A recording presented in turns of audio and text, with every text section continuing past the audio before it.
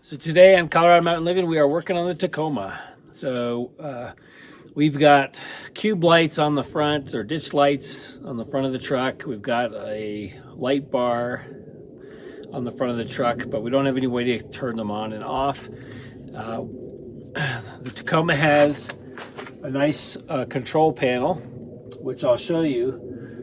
So there's a cubby hole on the left side of the steering wheel. You can put your keys in it, things like that, but it's really kind of useless space. There's some other lights. The cargo light on the bed is in that area. The AC switch for the back is in there as well. But we are going to move that. We're going to take that bracket or that panel out, and we're going to replace it for one that then we can mount a lighting control. This video is sponsored by Auxbeam, and I want to thank them for sending out their wireless control multifunction switch panel. So this is what it looks like. So you can hook up 8 different lighting systems or air compressor systems to this panel. I've bought this replacement panel mounting bracket to go in. So we'll take out the old mounting bracket, which I'll show you in a second. We'll just pop that off, and then we'll be able to insert this one.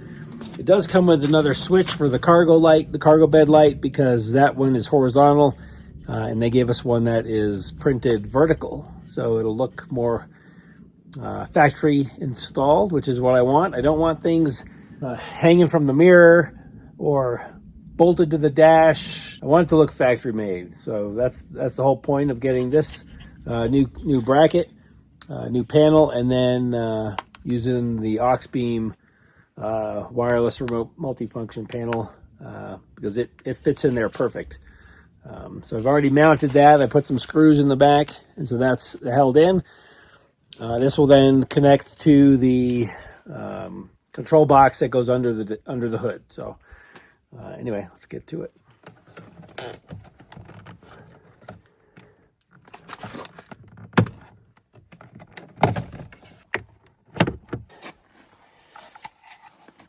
All right, so there you go. So this switch cover will be replaced. We still use the switch, but replace the cover. We'll put that on the side here. And then we can move the 400 and 100 watt AC over, and then the auto switch for the high beam, so that auto dims the lights. So we'll put that one there, and then this one up there, cover for there. So that'll go on the side like that. It'll look nice. It'll look real crisp and clean. These actually push through the front like that. Get them off. I don't really need that one. That's just a blank. And then this one, a little more tricky to get off. Got the cover switched. All right, got those two in there. All right, now we just have to hook the connectors back up.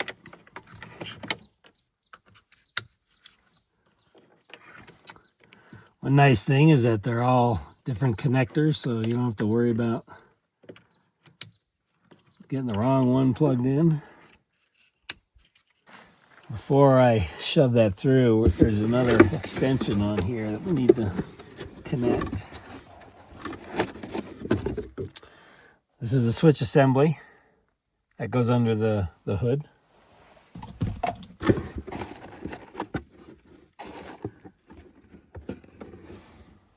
There we go. That's our cord we need. So just line the male and the female up here. There's the instructions right there. They call it convex concave. I call it male and female. Just go right through here.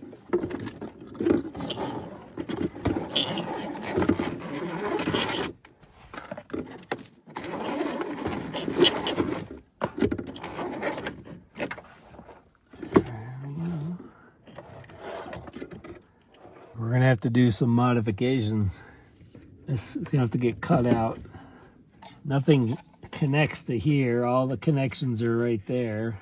So you can see the switch is hitting right in there. There must be some other kind of insert that can go there as well. but our new one will not fit with that big switch right there. So anyway, we'll just cut that off.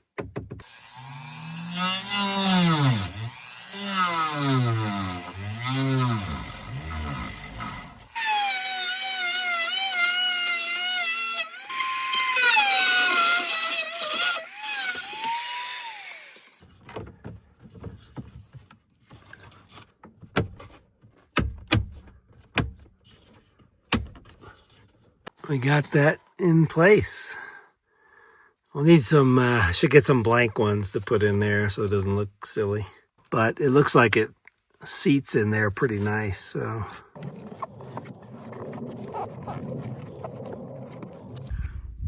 All right, so I've got my wiring harness pulled through to the engine compartment. Now what I'm figuring out is where to mount the switch assembly. So here's the switch assembly. And it comes with a plate to mount it to. I've got 2 unused bolt holes right here. So these are exactly 3 inches apart. So I think I can mount that bracket there. I'll have to put a spacer in there a little bit to keep it off the fender there. But I should be able to mount that right there. And then it'll be out of the way of everything as well. So that should be a perfect location for it. Right, so here's the resting plate that you'll mount to the fender well. These holes are just a little bit too wide for my application, so we still have this plate here. So I've marked out, I can use one of those holes. I've marked it there, I'll cut it off, and then I'll drill. And I'll pick up this hole here. I'll use that slot, and then I'll drill another one 3 inches away. And then I can mount this to that fender well.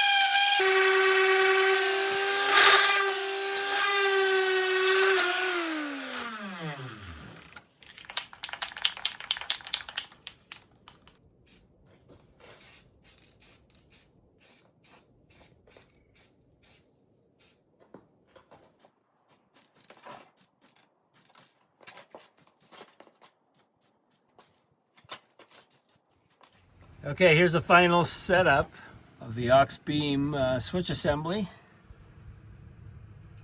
60 amp fuse here, or breaker. Looks nice and clean. There's your positive, negative connectors over here. Now, in the future, I didn't have any connectors. I could trim these wires off to make it super clean, so you don't have any bunched up wires there. But way better than it used to be. I had a massive amount of wires in here before, and it was really not looking good. So this is much better. So hope you like the way it came out. My little bracket came out pretty good. Okay, so I'm sitting in the car, I got the car running, and there's different modes that you can put your lights in. So right now I've got them on a toggle mode. So we hit the cube lights, they come on. Okay, so now I've turned it to momentary mode. So when you hit the button, it's just gonna flash. See? All right, now I've got it on pulse mode. So if you want to play policeman or fireman, now when you turn it on, you've got a pulsing mode. Isn't that cool? And it tells you down here what mode you're in as well. So you see the green light means it's pulsing. When it's blue, you're in the momentary mode, and when it's red, you're in the on-off mode. So that's pretty neat. And you can switch all of them to do anything. So I've only got 2 set up right now. But when we get a new bumper and I add some fog lights, things like that, maybe a camera for the camper, that can all be controlled off of the panel here. Now the other thing it comes with is an antenna, which I have not hooked up yet. I'm not sure if I will at this time, but you hook that where all the fuses are and the connections. You hook the antenna up, and then you can stick it either with a double sticky tape, or I think there's a magnet in it as well. Then you can remote control your lights, so you can pair them. So I can pair one with the cube lights on the windshield there, the ditch lights, and then number 2 is my bar light in the front. And so I can pair that up. So if I'm outside, let's say I'm camping in a tent or I'm in the camper and I just want to turn the lights on full bore because I hear something, I can click on those buttons and I can turn the lights on and off. So that's pretty slick. If you had a fan hooked up to it, you could turn it on and off with that. So the other thing you can do is change the color of your lighting. Now this is kind of a bluish color. I'll go ahead and change it in the app. And look, it's a reddish pink color. So you can go through the whole rainbow basically. When you use the app, there's a little color wheel, and you can just touch anywhere on that wheel and it'll change the color of the light. So it's kind of neat. Something else you could probably hook up to this, I just thinking this, if you had mood lighting in the car, if you had lights under your seats, you could hook it up to this. And then all right, I want to thank Auxbeam for sending out the AC800 switch panel with wireless remote control. And as you can see, we got some cool effects with the lights. Of course, we're not going to be driving down the road like that, but maybe around the neighborhood or something, who knows. Anyway, it came out real good, real happy with the installation. If you like this kind of video, give us a thumbs up, hit the like button, subscribe. Anyway, thanks for watching Colorado Mountain Living, and we'll see you soon. Take care. Bye-bye. What are you playing in the snow? It's getting all snowed out. You like the snow?